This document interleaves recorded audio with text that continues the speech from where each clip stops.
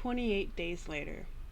Now, I was really interested in the 28 Years Later movie, but I hadn't seen 28 Days or 28 Weeks yet. So I watched those, and that was not too long ago, probably about a month or so ago. And yeah, we'll just see how he reviews it. Hi,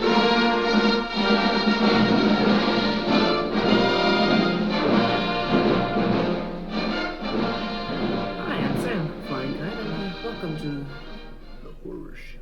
The Horror Show. It's week 27. Technically, it would be week 28 because last week was supposed to be. Hi,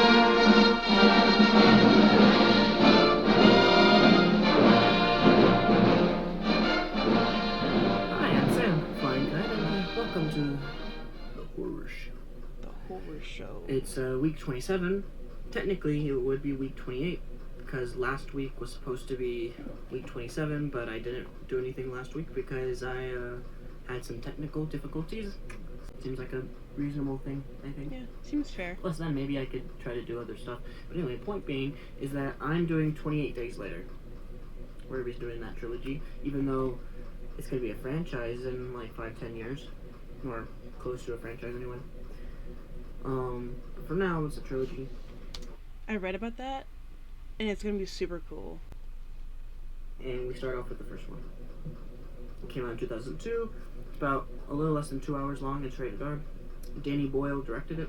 Danny Boyle did a lot of stuff. A lot of metaphorical and political kind of movies where he's speaking his mind without really like. Yeah, I think if you apologize and make up for a mistake that people know you did, you have every right to say that people shouldn't do it. My personal opinion. It's like, if you're making a movie about India, it should be an Indian director. And it's like, sure, I get it. But like, if a white guy, black guy, whatever, wants to make a movie about India, or it takes place in India, but there's a story that he wants to tell, then he should go and do it. Yeah. Shouldn't like be forced to like, only do XYZ. That would mean like European movies would only be white people, Asian movies would only be Asian people. And to a degree, that kind of is how it is, unless you're in America, and in America it's like throughout the whole world because of obviously what America is. But America's also like highly diverse and cultural. I don't like that idea that much. If a director has an idea, let him do it. And if you're saying it's bad because people of the culture that you're talking, that's whatever, honestly. But I'm not talking about that. I'm talking about the movie. 28 Days Later. The music is by John Murphy. Cillian Murphy plays Jim. Naomi Harris plays Selena. Christopher Eccleston plays Major Henry West. Although you don't really see Major Henry West until like near the end of the movie, like second or like third act of the movie kind of thing. Yeah. Let's see so. Story goes like this. There's this virus, right? The rage virus, and it spreads throughout the known world, and or at least the best that of your ability anyway. What it seems to be. It's like just spreading and spreading and spreading. And 28 days later, after it started, Jim wakes up, and he's trying to adjust to this new life that he's kind of been thrust upon, and he meets other survivors like Naomi Harris and some other people, and it's just trying to like adapt and survive this new world. I'd also say that the movie itself talks a little about societal rage, and I would say how like that kind of thing is not a great thing and not something you want or strive for. So when you have riots and such, there might be good reasons behind why they're about, but ultimately that's not. If you want actual change, that's not the direction. Because that's just a momentary thing. That's just, I'm so mad, I'm gonna punch this, I'm gonna punch a brick wall as hard as I can. Because I'm so angry inside. Then you punch that brick wall. You don't really do much, unless you're super strong Bruce Lee kind of thing. But your hand's all broken, it's all bloody. And you hurt yourself more. That's kind of how I view that kind of stuff. Yeah. It's like you might be super angry, and you might be justified in doing X, Y, and Z, but like, I think you do more harm in going in that direction than good. But anyway, about the movie. IMDb has a 7.5 out of 10. About 500,000 people voted. So let's get into what I think. I think the story's a 5 out of 10. Oh, wow. 5 out of 5. I think it's a really good story. I really 10. like it. You know, Jim wakes up from the coma. How could you? Only 5 out of 10? It's amazing. It's a really good story. How could you, Flying Kite? Him, like, going through London and seeing, you know, all the devastation and such. And seeing no life. And then just him progressing with the survivors that he meets. It's, I would say it's really interesting and really cool. And in 2002, I would imagine it's like the first of its kind in a movie. I know there's the Walking Dead comics. I'm not sure when those were written. Because, you know, it starts on very similarly. Probably around the same time this movie came out. Anyway, and how the kind of story goes about it, it's very similar to the first 3 of the Dead movies. Night of the Living Dead, Dawn of the Dead, Day of the Dead. Especially in kind of like what those movies kind of delved in a bit. When the second act of the movie is like Dawn of the Dead, and the third act of the movie is like Day of the Dead. Try not to have a stroke here soon.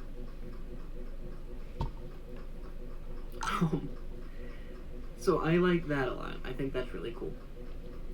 Characters is a 5 out of 5 for me. I feel like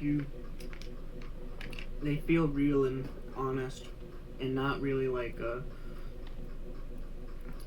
oh, that wouldn't make any sense kind of thing. It doesn't make sense. And the characters, you know, it's really sad whenever you see a character go, especially if it's a really way, like it does a couple of times in the movie. The music's a 4 out of 5 for me. I like it, but it's like this. Me personally, I'm not too big on like movie soundtracks. The music in this movie was pretty good. I will give that. I will say that. But typically, I'm not very huge on movie soundtracks. It's infectious. But it's very obvious if it's super good or downright awful. If it's somewhere in between that, then I won't necessarily notice. Like, just like, okay, yeah, this scene isn't completely quiet. Awesome. But there's normally people talking, so it's like, okay, I'm trying to focus on what the people are saying. I only have enough brain capacity to focus on one thing happening. The survivors, which that in of itself, that scene when he first meets the infected, that's a really good scene too. Mm-hmm. That's a really good scene. Overall, I would say that this movie for me is a 4.5 out of 5. Really good. Should you watch it? Yes, I'd say so. I know 28 Years just came out. I will talk about that movie in a couple weeks.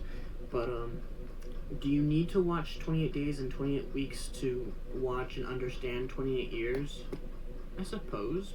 But then again, not really, because in the beginning of 28 Years, you in the first 5 minutes, you understand what kind of world you're living in. And then it kind of tells you a little bit about the world and sets it up. And so, I would say that, like, not really. You don't need to watch Days or Weeks, but...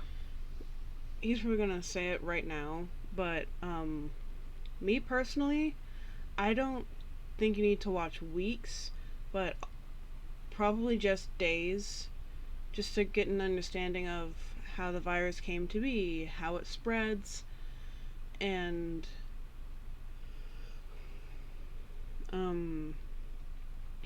what's happening and why, pretty much. That's why you would only need to watch Days. He's gonna mention why you don't need to watch Weeks, but I haven't seen this video yet. I don't know if he's going to do that, but if he does, then Oh, we're so similar. But, you know, it doesn't hurt, I suppose. So that's that. Let's go over the IMDb reviews, shall we? The 1 out of 10s. Shockingly stupid film. Massively overrated. Overrated, nothing special. The days are numbered for the British and... the days are numbered for the British film industry. Whoever wrote that, the days are numbered for the British film industry, that was in 2002. I haven't seen any British films lately. I know there are some pretty interesting ones, but they're like cheesy movies. I have to go and like check back on just try like movies in general and see if like if they're all That silly kinda or not. sounds Because like if they're all silly, then like compliment. that guy might have been right. But like if there's some good ones, then like cool. Like the first one I could think about is like Cockneys versus Zombies and like Shaun of the Dead and whatnot. And I was like, those are silly movies. 5 out of 10s. Uneven horror film, but with occasional flashes of sheer brilliance. Oh, completely overrated and quite boring. High concept horror has its faults and virtues. 10 out of 10s. I don't think it's very One of the best European horror films this decade. My goodness. 28 Days Later is a classic end of the world movie. Truly something special. Oh my goodness. I guess my voice is a bit rusty, huh? Yeah, a little bit. But I guess ultimately the kind of point is it artsy? Yeah, I suppose a little. It is like, it has a message. I would say the movie itself is pretty good. I mean, obviously I give it a 4.5 out of 5. So, should you watch it? Yes. At least once, if you haven't before. So, I'm Sam, Flying Kite. This is The Horror Show. The Horror Show. I did 28 Days Later. And, yeah. I'll see y'all next week for 28 weeks later.